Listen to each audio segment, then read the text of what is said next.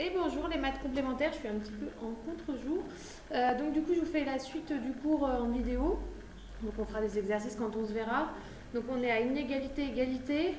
Donc vous avez la propriété, donc si ln de A égale ln de B, ben, forcément A égale B, et inversement, et si ln de A inférieur à ln de B, ben, forcément A inférieur à B. Puisque vous faites une exponentielle de chaque côté pour enlever le ln, et que l'exponentielle est croissante. Donc du coup ça va nous servir pour les suites. Je vous montre pourquoi. Alors, je vous fais deux petits exemples et puis ensuite je vous montre un exercice type bac.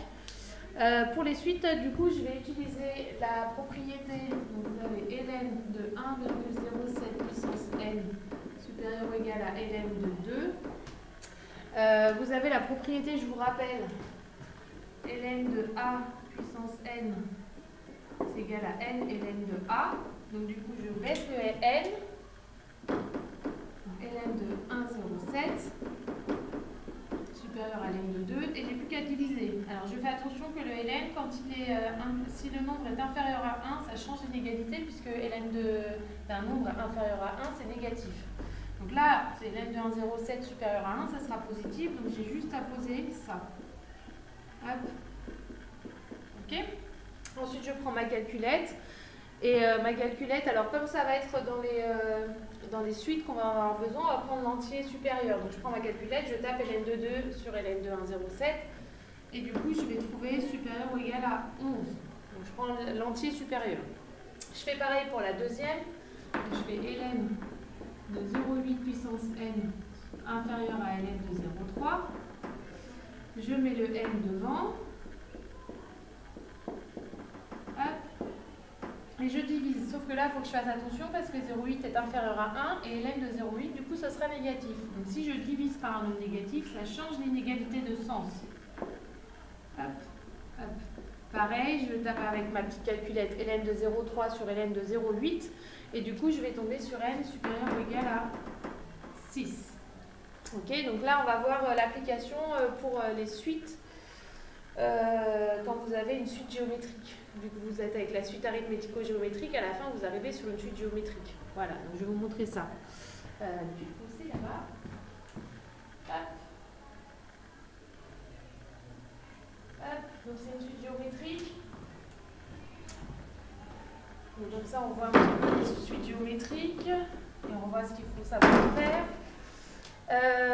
Donc du coup, justifier que la suite est géométrique. Donc ça, c'est une phrase. Pour passer d'un terme à l'autre, donc vous faites une diminution de 3%, vous multipliez par 0,97 à chaque temps. Donc pour passer d'un terme à l'autre,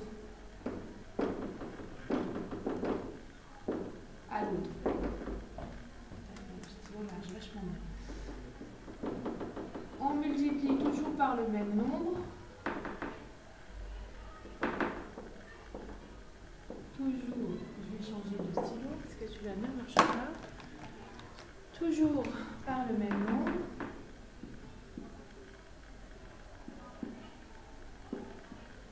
Donc, Cn est géométrique. Et on vous demande la raison. Donc la raison, c'est je baisse de 3%, donc je multiplie par Q égale 0,97. Ensuite, Cn en fonction de n, donc c'est la formule des suites géométriques, donc c'est Cn égale C0 fois Q puissance n, donc ça va faire 1 fois 0,97 puissance n, donc 0,97 puissance n. Ok.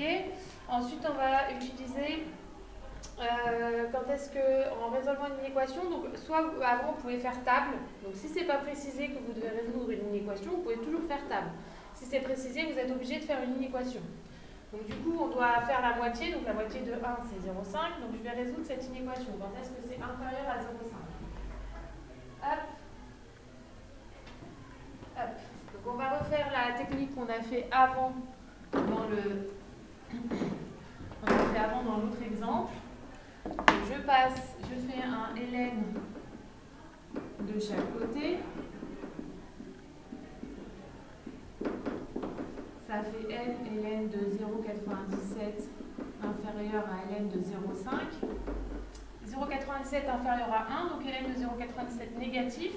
Donc quand je vais diviser par ln de 0,97, je vais changer le sens de mon inégalité. Hop. pareil que tout à l'heure, je prends ma petite calculette, je calcule, et on va me dire, ça va être supérieur à 23. Donc du coup, dans 23, c'était des heures. Non, dans 23 minutes, j'ai pas fait de phrase. Dans 23 minutes, la valeur de la concentration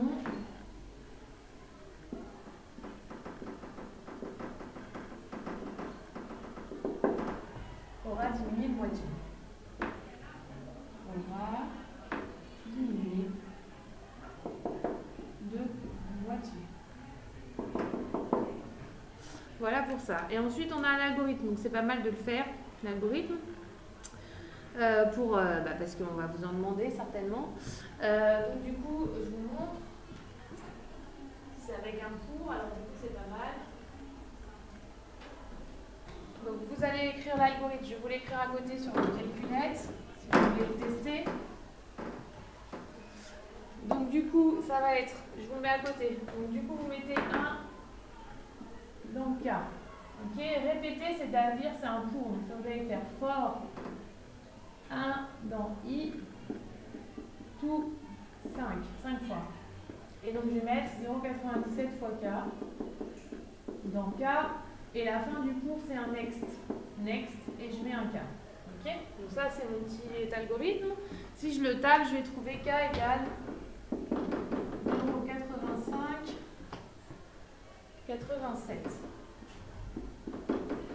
On va vous demander une interprétation, donc vous l'avez fait 5 fois, donc du coup c'est la concentration au bout de 5 minutes. Donc là, au bout de 5 minutes, la concentration sera de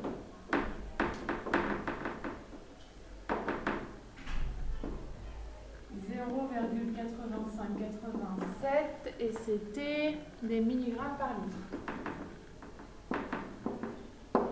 Interprétation. Donc ça, c'est pas mal d'en avoir un de pour dans votre calculette, parce que si vous, ça, on sait comment ça s'écrit, parce que c'est assez particulier quand même par rapport au while et au if. Du coup, ça, c'est pas mal de savoir le faire.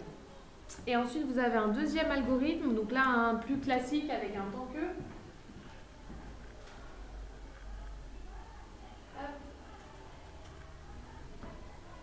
Donc la première question, elle est en relation avec ce que vous avez fait avant. On vous demande d'expliquer pourquoi cet algorithme explique plus de 5 itérations. Parce qu'en fait, on veut savoir quand est-ce que c'est... On le fait tant que c'est supérieur à 0,5. Donc on cherche quand est-ce que, pouf, ça va passer en inférieur à 0,5. Et donc du coup, on a calculé en 5, à bout de 5 itérations, on a 0,8587. Donc du coup, ça veut dire qu'on va continuer le temps que... Donc on va faire plus que 5 itérations. 5 itérations, ça veut dire qu'on va combien de fois on va faire tourner cette boucle tant que. Donc on fait une belle phrase. Donc dans la question 4A, donc on utilise la question d'avant. 4A.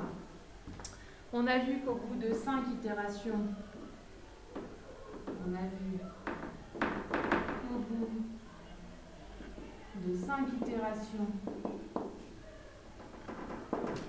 la concentration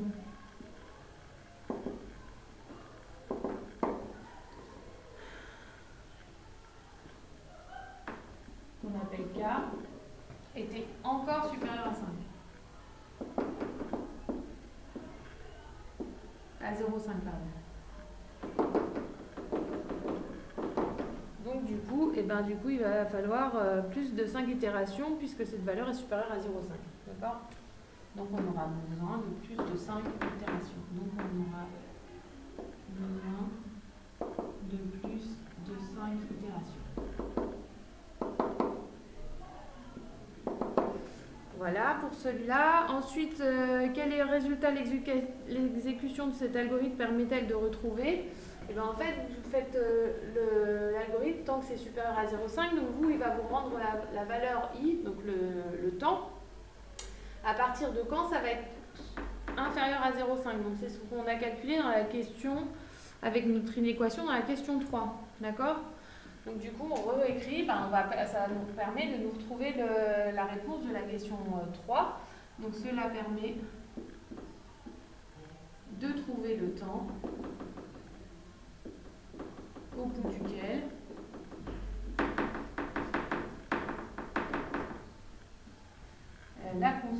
concentration sera inférieure, sera inférieure à 0,5 mg par litre. Donc du coup, vous l'avez déjà, donc du coup, vous savez que c'est, je ne sais plus combien on a dit, 23 minutes. Si vous faites tourner cet algorithme-là, du coup, vous allez retrouver vos 23 minutes. Voilà, on s'arrête là et on fera la dérivée de ln de U ensemble. Je vous souhaite une bonne fin de journée, j'espère que tout va bien et j'ai hâte de vous retrouver. Salut!